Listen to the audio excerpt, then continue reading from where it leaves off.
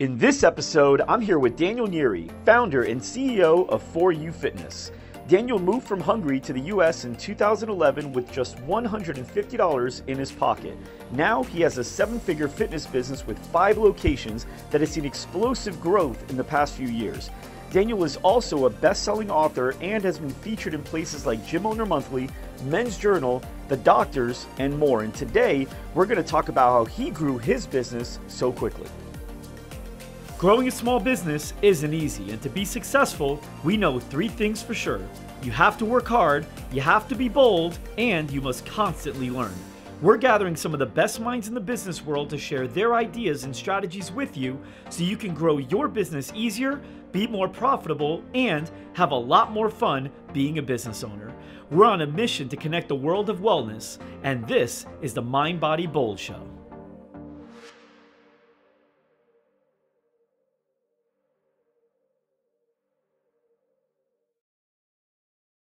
What's up, everybody? Welcome back to another episode of the Mind Body Bold Show. I'm Mike Garci, and I'm here with Daniel Nyiri. Daniel, are you ready to get bold? Yes. Daniel, welcome to the show. Thank you very much. And I can't wait for you guys to see what this guy has done. Daniel, you've gone from being an entrepreneur that was stuck in your business to opening up 5 locations in a matter of like a couple years, which is pretty incredible. But what's even more incredible is you've done that here in the US, but you just moved to the United States how long ago? 7 years. 7 years ago, or 5 years? Five, yes. Yeah. But you learned English 7 years ago. Yes. Okay, so really quick, we're going to talk about a couple things because I don't want you guys to think that Daniel has this huge successful background in business. Because Daniel, 10 years ago, what were you doing? 10 years ago, I used to play hockey semi-professionally. So you were an athlete? Yes. Okay. And then you fast forward to, let's say, when did you start your business? About 5 years ago-ish. 5 years ago, and it's a fitness franchise, right?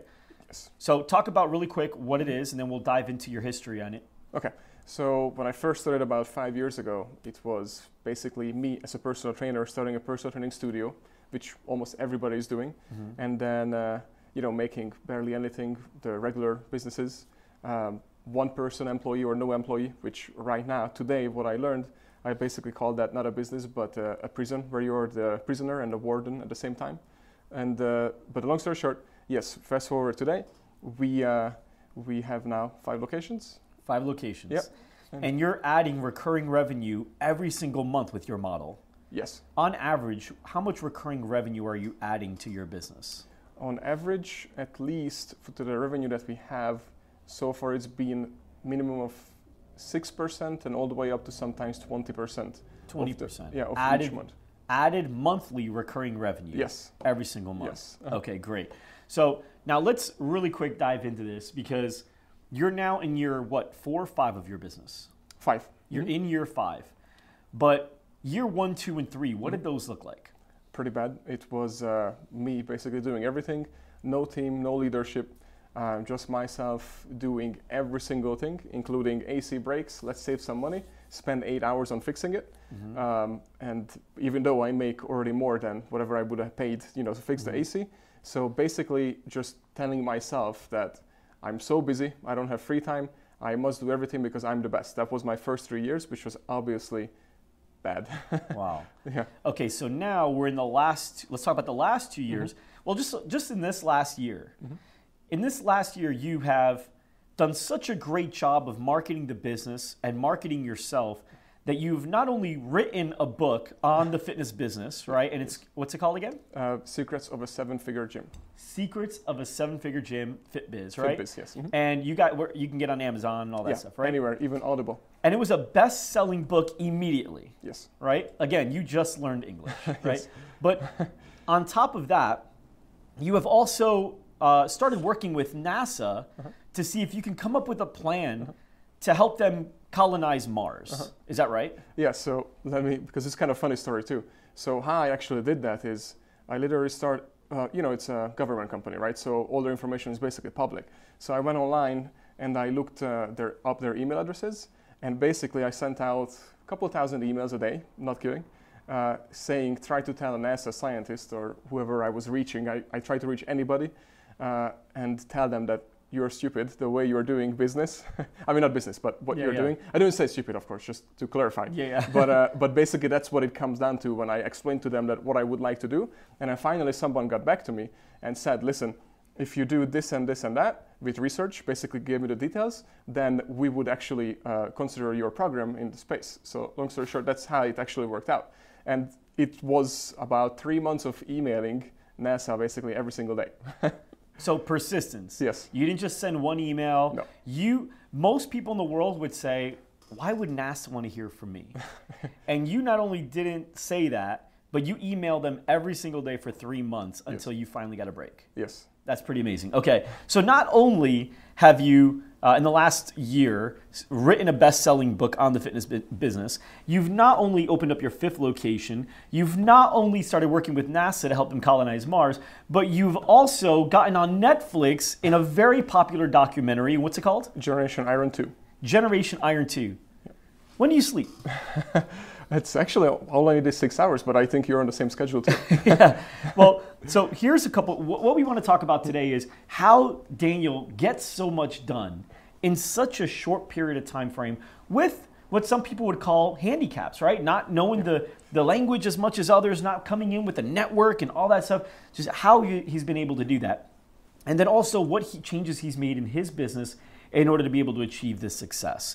So let's really talk about the small business first, because the people that are watching, the people that are listening, first are like, all right, well, before I start working with NASA and writing books and getting on Netflix, let's figure out how to get my business out of the red, right? So let's talk about some of the things that you knew you had to do as a person, as the owner of this business, in order to get you from stuck in losing money and working all the time to where you're at today, which is making great money, having several locations, working less in the business and working more on the brand and yourself, right? So what are the changes that you say, these have been the biggest changes I've made to get from here to there? And that's my best topic to talk about because I love that. So often meet people, who has the same issues and they just don't see themselves. So the number one thing that I had to do is basically fire myself from so many things. What I did is I read Scaling Up, the book, and basically there was a page in it that actually made you write down everything that you were doing in the company, and I realized that my name is on every single one of them a long time ago, and then so I started to fire myself from each one of them. But why I want to bring this up real quick is because I think you met so many people and you went through this too, but so often they say that you need to delegate. And I'm like, I agreeing with that you do need to delegate, but if delegating itself won't get you anywhere with business, it's more like you need to leverage. And the difference between delegating and leveraging is delegating is something that, hey, Mike, can you please do me that and that and that, and then do the revenue report and all these things for me and accounting. But if I have no idea about how to look at the papers that you give me, then what's the point of delegating? I'm not going to get anything out of it.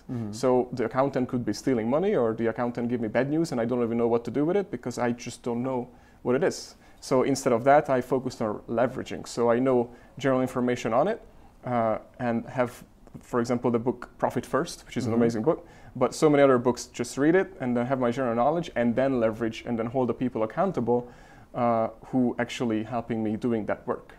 Awesome. And Profit First was written by Mike Michalowicz, who's been on the Mind Body Bowl show before. So if you guys haven't watched that episode or read that book, definitely pick it up. As you can tell, Daniel's been using it. Yes. Okay, awesome great. book. So now you just mentioned 2 books in like 45 seconds. And those 2 books, especially Scaling Up, that's a pretty intense book. Now, Scaling Up wasn't the first business book you've read, though. No. So let's, because that's a complex book for anybody to start reading, never mind somebody that, was just learning the language still. So when did you start reading? And what were the books that you started with? And what were the ones that you felt were the most, and how much do you read? Let's talk about your reading life. Okay. So yeah, I created, always people say that you need to be disciplined to be able to become successful or anything like it. But and like fitness too, right? So yeah, if you exactly. want to get in great shape, you got to be disciplined. Yes. But what I usually respond to that is literally that what you actually need to do is create the right habits. And then when you start working your habits daily, then all of a sudden you have everything working for you daily as well because you have been working on it. So, and then you will look like a disciplined person. Right. But the reading, I read every single morning, no matter what, including today, that I usually get up 2-3 hours earlier. So I usually get up at 4:45 a.m. and then I read for the first 2 or 3 hours. Okay. 2 to 3 hours, you just read. Yes. That is more than a quarter of a shift of work. Yes. Okay, go ahead. And I do that because as soon as I started reading, just to give you an example, we skyrocketed with everything. So it opened my mind to so many things. And I started to, it's almost like getting to like a deep zone of concentration. That's what it allowed me to do. And then not just be reading, but it allowed me to put everything aside, turn off my phone, all these things, even in the morning, and just focus on reading. And then I start doing that with everything throughout the day. So if I have some task that I need to get done and it needs my concentration, then I close my door, put a sticker, and it's glass door like this, so they can see me, my employees. And then when they see me laser focused, or I have a sticker on the door, they know that they cannot bother me or can't look at me or anything, because I will be pretty mean. And I'm not mean, not like that, but it might, the face, because I'm just in a zone, it might look like that. It better be very urgent if they're bothering you. Yeah, because I'm getting work done. So it's not like that how many hours I'm actually putting in, it's the quality of the work that I'm putting in. So give me an idea, what kind of books are you reading that have played a big role in your success? Oh, there's a lot. So now I'm up to, I usually read 4 books a month, but now I'm up to 8. 8 books every month? Yes. Wow, okay. And I'm not doing the Ty Lopez reading. A book a day. Yeah, but he's skimming through it. As my understanding, fast reading, when you cut off the edges of the books. Because my English is not great, I cannot put together sentences like that. Okay. So I have to actually read everything through so I make sure I understand it. Got it. And I still sometimes don't understand it. But my point is that the best books, Scaling Up is one that I wanted to bring up. But yeah, do not start with that book. It's like a textbook. Right. And then what's a good starter book? It's a good starter would be the way I did it is who is very influential that I look up to in the industry, that I would like to become or accomplish what they have accomplished. So I picked the biography first, which talks about also lots of work ethics, or the work ethics that I want to have, which was the Elon Musk's biography and Steve Jobs' biography, just to, famous people, to name some. Okay. Those were good starters. And then just get into, in my role, is being about leadership that I realized to focus on, and management, but more of leadership. I picked up my number 1 favorite book, it's very easy to read, is Lincoln on Leadership. Lincoln on Leadership? Yes. Okay. And this is not a famous book, but it's the best book that I have ever read on leadership. I learned so much from it that I use it every single day, and I became so much better at my job because of that single book. Do you think there's a lot of business owners out there that think they're good leaders, but they're not? Oh, yeah. What do you think makes a good leader a great leader? Well, first of all, the best talent that I see is that when a great leader's team has done something truly amazing, then the leader says, "Good job, team. I had nothing to do with this. You guys did an amazing job." But when the team messes up horribly wrong, the leader does not blame the team. The leader says it was my fault. So doesn't take credit, but takes all the fault. Right. That's one of the main things here. Okay, awesome. So now, with the different books that you've read, and you've read books like, I remember we talked about this in the past, E-Myth was a book that you've really focused on. That's a pretty good starter book to read.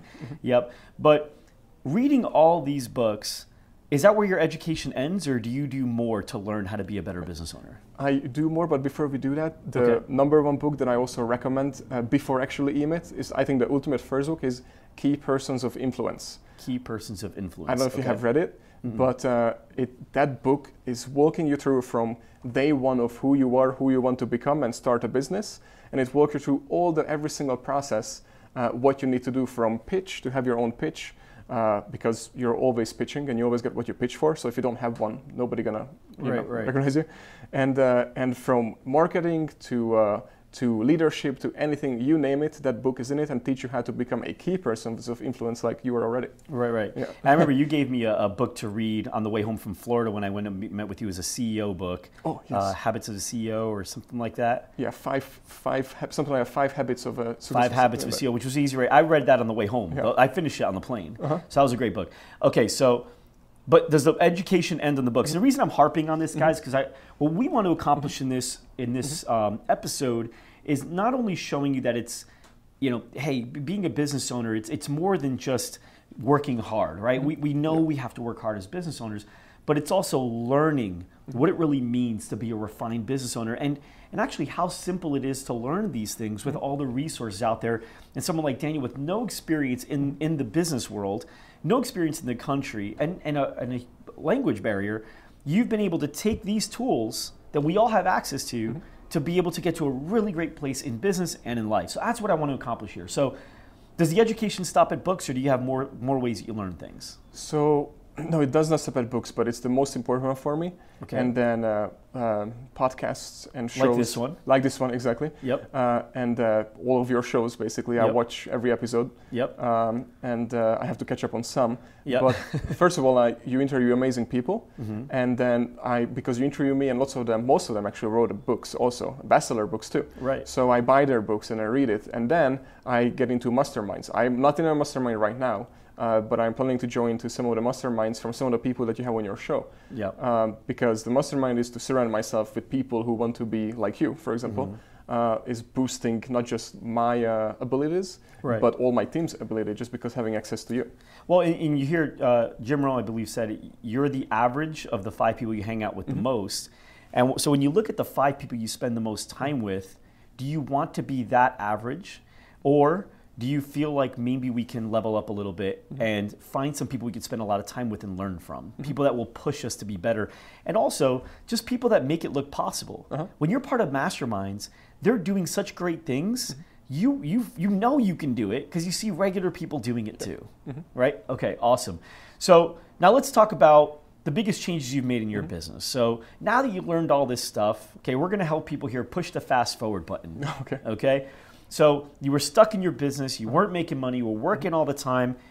What are like 2 or 3 things that you think out of all the changes you've made, it's probably a lot, what are a couple things that you said, man, I'm so glad I did, that had to be the biggest thing? So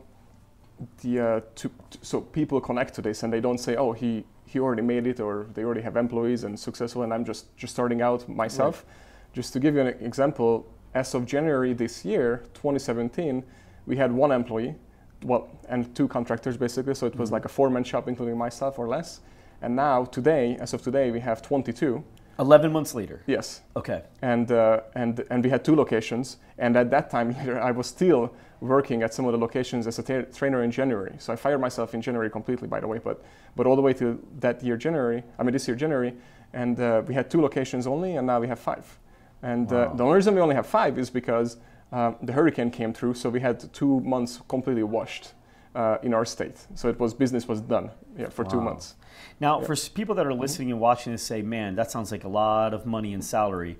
Are you making money with 22 employees or are you losing money? Making money. So the way we work is that we don't do loans, or investments basically. So what we are planning on doing is from our profits, we actually reinvested and basically using it to hire people. And we use some of the laws and rules from Profit First and from scaling up when to hire. But one thing I want to say is the Packard law. I don't know if you know the. No. I might butcher his name. Hewlett Packard. Hewlett Packard. Yeah. Yeah. So he had that law that a company cannot hire people fast enough to keep their revenue up at the same time. What I try to say is that we don't hire when we need to hire somebody. I always have my radar on, and if I see somebody that we need, we hire them right away. Because the number one, to answer your question, thing that I learned in this, just literally in this one year, that what I need to focus on is hiring the right people and putting them into the right seats. And then that made me realize that I need to hire the people when I see them and not when I need, because then it's already too late. Right, right. So it's all about people. Yeah. Okay, cool. So making sure that you're getting great people. So where do you find great people? Yeah. So that's anywhere. Well, yeah. Start with that. And one more thing so first is the who and then the what. So that's the mindset that I set up for myself. And we do advertisement on Facebook, we do Indeed, anything, Glassdoor, whatever you name it. We are on there and we are always hiring. We have big signs everywhere, not in the studio, but like online. Yeah. Everywhere you go and see, we are hiring, we're always hiring. So we're always like that because we want the good talents to come in. And we actually receive over, so in Florida, looks like our branding is coming up because we receive over 100 resumes per week. So per week. So, but lots of them are really bad. And then, I mean, if you're watching this and you want to be a trainer with us or employee, then please just don't send your resume. You need something. So a story of what kind of value you think you deliver. Yeah, I hate that when they send like hey, I would like to work for you or something, and then send like a resume, and I'm like, okay, erase. Yeah, so there needs to be more. Okay, that cool. means they're lazy. Yeah, they want the easy way. Yeah. Okay, great. So now you focus on people, building up your team. Now, and also the numbers, right? Because if you're reading Profit First, it means you're definitely looking at the numbers as well. Yes. Right? And then you said advertising too. You said Facebook and anywhere else? Yeah, for jobs, right? Okay. Indeed, Facebook, what is it called? Monster, I forgot what it is, and then basically all the job sites. Oh, so you're using Facebook to actually advertise to get employees? Yes. Okay. And so what are you running ads to people that are personal trainers in the area? Yes. So we do that, but we not just need the personal trainers. We need social media, content, marketing. I mean, marketing, we have a great team, so we don't advertise for that. But for social media experts, for example, we just have a new intern and all that kind of stuff for client happiness. Okay. And all these things. So we advertise for all those other things too. And we create this amazing video of our clients and trainers, why they love to work here, and put in all the fun stuff, behind the scenes stuff as well, so they see it. Awesome. Yeah. And so when it comes to the advertising, how focused in are you on making sure you're advertising all the time? For clients. To get clients now? Yeah. So we're always on. So all of our, only on social media. So you know how, well, one thing is that the cell phone that you have, like it or not, it has become the remote control of our life. And it's not that I say that or not, but it's what's happening. So like it or not, but so we have to be everywhere, and the website have to be mobile friendly, and all of our ads have to match up to that, and then it has to be very easy. So the only place we advertise, and we have so many calls, to advertise so many other places, is social media: Facebook, Snapchat, Instagram, YouTube, and that's it. Actually, those are all platforms, and we are all over on each one of them, 100% every single day. We're putting out content for the people that is informational. So not just, hey, come in. If we use the Gary Vaynerchuk rule, that jab, right hook. Exactly. So that's what we do. And then plus we always have our free trial promotion video going on Facebook. Okay, awesome. So you always have your free trial going. So you do free trials.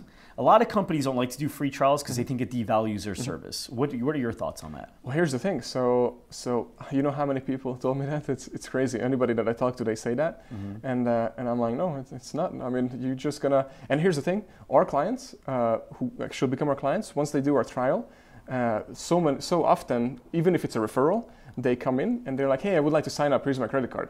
And we're like, oh, no, that's not how it works. So what you're going to do is, you're going to go through a free trial. And then so you make people go through a free trial even if they're ready to buy? Yes. Now, really quick, just so you guys know, you're not like a $9 a month membership. No. What does the average person pay you every month to use your place? $700. $700 a month. Yes. And it's not necessarily location-based because you have 5 locations. They're all different spots. So the average person's paying you $700 every single month to work with you. Some 1,000, but yes. Some 1,000. Yes. Okay. And you make them go through a free trial. Yes. Whereas everyone else thinks that will devalue the service. Yes. Just wanted to make sure. And you're adding clients every single month. Yes. Okay. So let's talk about your process. Okay. So you get a person that comes in, they say, hey, I like it. I want to go ahead and give you my credit card. And you say, no, we have to finish the free trial, right? Yes. Okay, so now what? So, and the funny thing is with that so often these clients leave, right? I mean, happily, of course. Yeah. But they're going to leave and say, hey, are you training? I'm training at For You Fitness. And what's crazy about them is that I wanted to pay and they won't let me pay. so I mean, they're wasting money. They come up with all these crazy stories. And when we have new clients and referrals coming in, they always say, oh, this is the gym where I can't pay, right? And that's a good thing to have around, going around. Wow, that's crazy. Okay, so now when do you ask for the money and how do you ask for the money? So we push them through 3 different sessions. So that's basically 3 times about $75 we could be collecting. And we give that out for free. Because here's the number one thing that I learned that is also amazing for business owners to know. And you definitely know this too. You just mentioned it when we met a couple of minutes ago, that you said that you want amazing clients that are multiplying, multiple times, and you don't want basically bad clients. So we're the same way, right? So the reason why we had this process, because we analyze the client and we make sure that the client is actually really our client, and if we can actually help them. If we cannot help them, and if the client is paying a butt or whatever the reason is, we just say no. And we send them away. Even if they're, hey, take my card, here's my money, I want to pay for a whole year. Unfortunately, as good as it sounds, I would love to take your money. It's not worth it, so we just push that person, unfortunately, away. Because it takes away from the culture. Yes. Right? The whole business feels different when you got the wrong people as customers and employees. Yes. So you've got to fill up the entire business. That energy in the entire room's got to be the right people. Yes. Right? So you know that. Okay, great. So now they say, so now you go, okay, this guy's a great client. Now how do you transition to let's start paying now? So we have 3 options basically.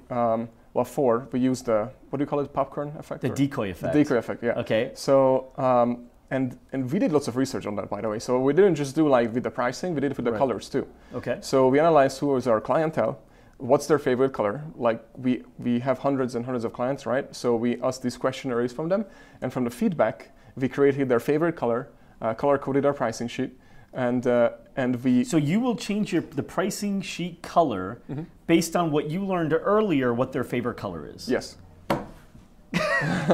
That's awesome. Okay.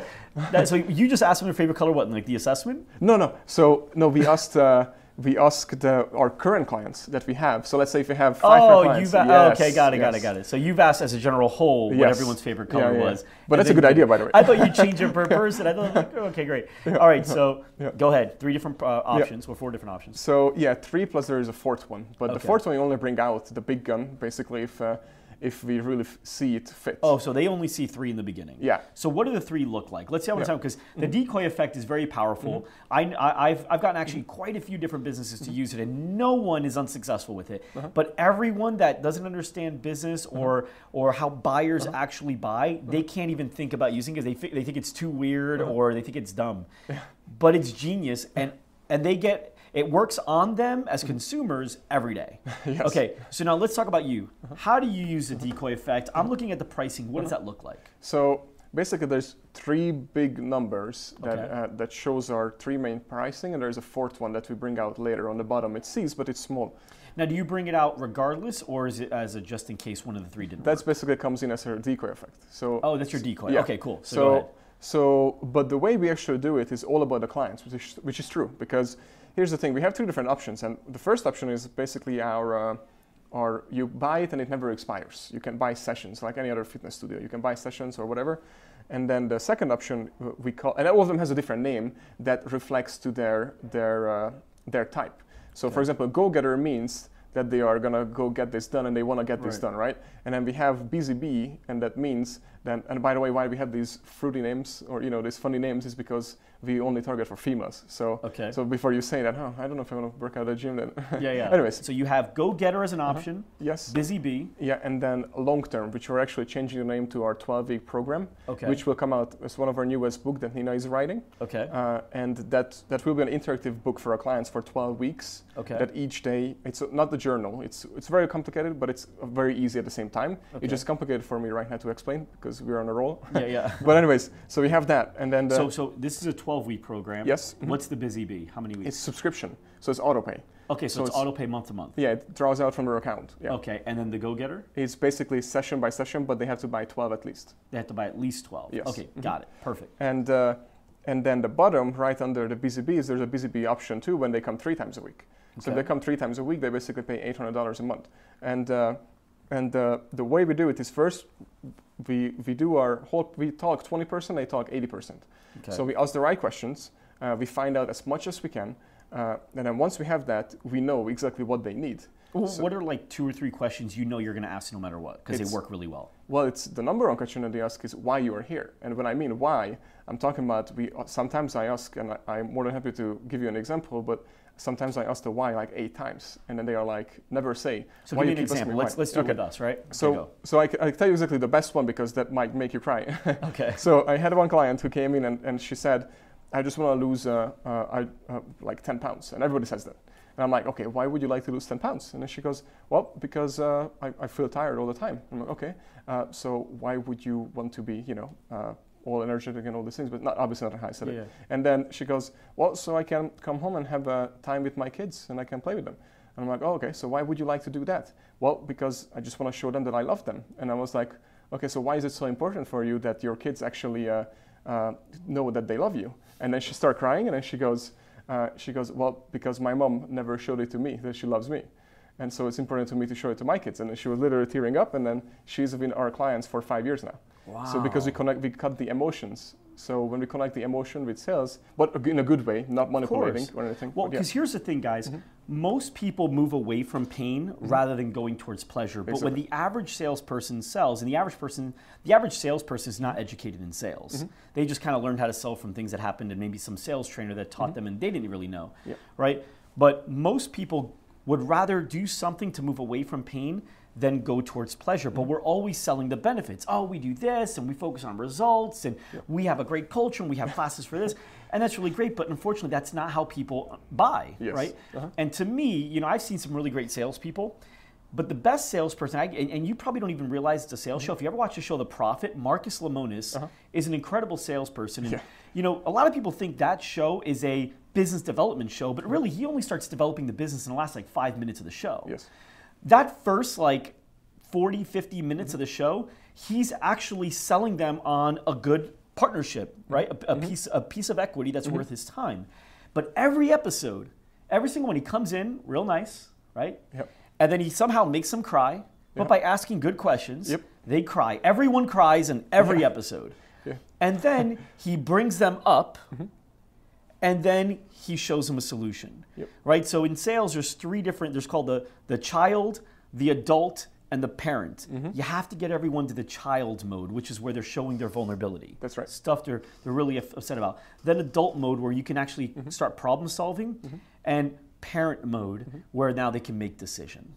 And a lot of people don't really get that. You've gotten that concept. So you have actually gotten people to cry in the sales process, but for good reason, because you want to find out what the core reason they're really here is. Now, why is that important to you? Once you find that out, now what do you do? Because we hold them accountable. So once we know what's their real reason, we can reassure them and remind them that your real reason is still there, and we can actually get you there, but you need to do this and this, so we can hold them accountable. Okay, got it. All right, so then at that point, you have the three options. Now the fourth option. So the fourth option is basically coming 3 times a week. And basically our decoy is that the price difference is between all of them, right? So you can pay the top dollar, which is you have to pay if you buy lots of sessions, like basically $3,000. And that's a 12-week program. Yeah, exactly. So it's lots of money when you pay for that. And then one below, the subscription all of a sudden looks so nice because it's basically $800 if it's 3 times a week, which we'll talk about later. But the other one is only, what should we charge right now? $550. So $550 per month for 2 times a week. And they start doing the math in their head that, oh, if I only pay $57, per session, might as well just do 3 times a week, because then it becomes actually even. I mean, 62, then it becomes 57, and then come 3 times a week, and it's only $100 more. But in our case, the decoy effect is basically, so it's less, but they get more, right? Right. But we also get more because it's a monthly fee if they show up or not. Like it's like a gym membership, but it's not at the same time. They can cancel it. Right. But that's why you push it that way with the price difference. That I'm already paying almost the same. Then why don't I just get the one better? Right. Yeah. So if you guys want to learn, now keep in mind, Daniel's business may be a different model than yours, right? So the way he uses the decoy effect may work really well for your business, but if it doesn't, I want you guys to really learn it.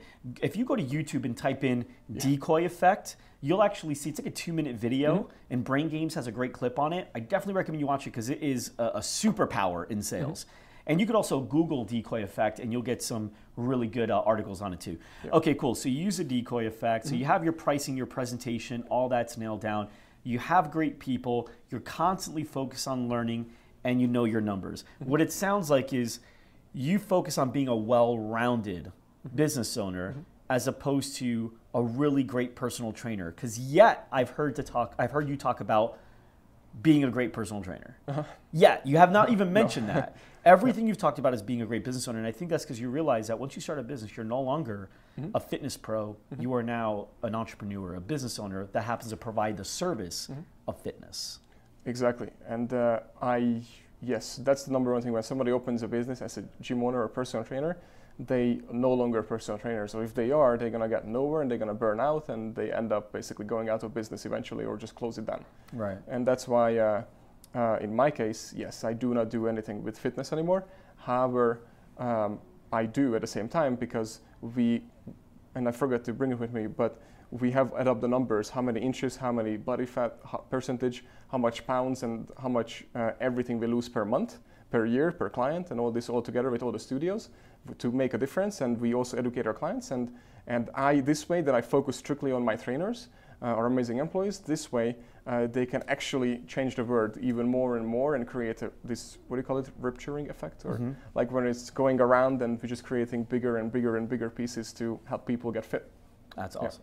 Now, not only do you focus on all that stuff, you also are really big in staying ahead of the curve. You have Snapchat glasses, don't Yes. you? Because you came in wearing them to snap. So can you have them on you? Yeah, I do. So you guys got to see this. And tell me what these things do, because this is ridiculous and it's awesome. Yes, so basically right now we are recording. So we're recording right now. Yeah, it's actually, that's how you know it's recording. But what it is, and it's pretty awesome, but what it is right now, what I just recorded is actually going onto my phone right away. Okay. And it can record 10 seconds to 30 seconds, and it also stores it on it, so it doesn't fill up. So I put these, so you wear these in your office. Yes. Pretty professional. So you put these on in your gym, in your fitness studio, and you'll just start recording things, and now you already are recording what you know the audience will see. Yes. And you have to be careful, because what you actually look at is what they are going to see in the camera. Yeah, so be very careful. Yes, but the cool thing is it's almost like a 360, because the camera, there's two cameras, and they see wide. So when you look at it on your phone, if you turn your phone, you see a wider frame. Ah. So it's actually really amazing, and you can turn it any way because it records like this. Wow. Yeah. That's really cool. That's awesome. Okay, cool. So you got that. Now, let's talk about one last thing before we close out. And guys, this is one of the more powerful things here. We talked about off camera, keeping the end in mind. So tell me about that. Okay, so what I also learned, the difference between a good and a great company is that the great company is thinking with the end in mind first and not the other way around. And they have their purpose and vision and they stick to it. But what they're doing really good is, and makes a big difference, is that they sticking to their vision, right? But they also not scared of the brutal truths and the market changes and everything out there, and they adjust to their plan. So Amazon won't put them out of business because they're out of a market.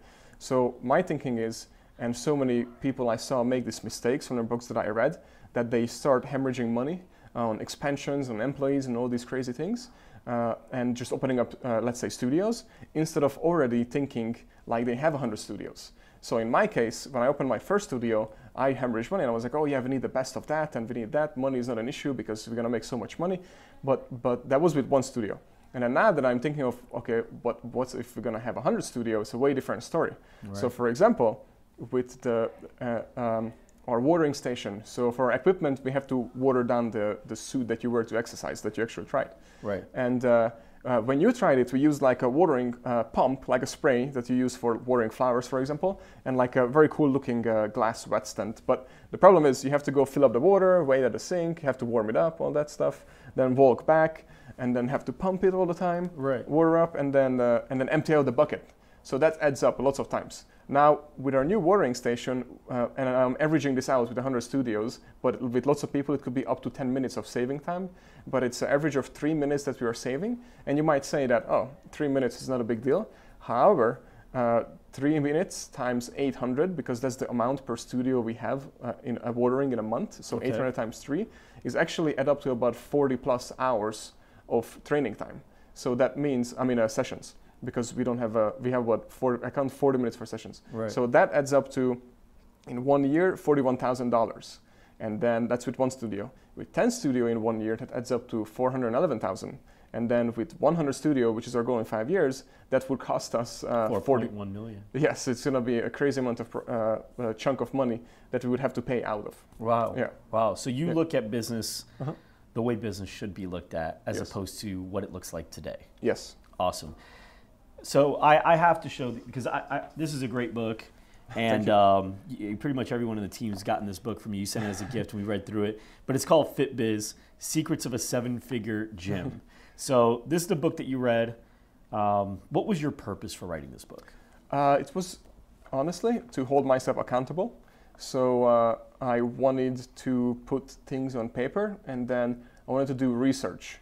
So, because in this book I did lots of research on the market currently, and it was the brutal truth that I was talking about, the statistics, that 75% of businesses, not just gyms, but gyms are basically in that 75%, are only making 40,000 in revenue a year. In revenue? Yes, not sales, not profit. It's basically, which is ridiculous. And I was like, that's not a business. So it's just crazy to me that people would prefer that, then might as well just work for somebody else and work your way up. But anyways, so that was my purpose, to do the research, and what was my finding is crazy. And then when I went to these entrepreneur meetings and social clubs and expos, I meet so many gym owners, and the first thing they say, that they are so busy, personal trainers. I don't have time to do this, to read, to do that and that. So that's why I wanted to write this book. And I gave it to them anytime they say that, or send them the link, even a free copy when I see them. Hey, just read this, to wake them up. Because if we put our heads together, all of the gym owners, then we can truly put a stop onto obesity. At least that's my big goal. I feel like my purpose of life. But the point is that alone I cannot do it, no matter how big I'm gonna get or whatever we are heading to. But with this book, it will help them and show them that, listen, it's a punch to the gut if for the personal trainers, because they're gonna read it and they're gonna be like, crap. That's me. Yeah. That's me. So when you say you want to put an end to obesity, why is that so important to you? Well, and you are starting with the why questions now, just like I did earlier. Why? So it's the emotion really, but so I lost my grandparents to obesity, both of them, all of them actually, basically, and I just don't want to see another grandson to feel the loss that I did. Okay. So that's the main reason that I want to basically put a stop on it. That's awesome, man. Yeah. Well, you're doing great work, and the book's awesome. What you've done in 1 year is what people don't do in a lifetime. What you've done in 1 year is what 3 people don't do in a lifetime. I appreciate it. And so really proud of you and all the work that you've done, and always amazed. And I can't imagine what you're going to be doing in the next 5 years. So we're going to have a lot more space on that camera in order to document that journey. But thanks so much for coming on the show today. Thank you very much. Appreciate it. And for everyone watching, for everyone listening, we will see you next week. Thank you so much for joining us today.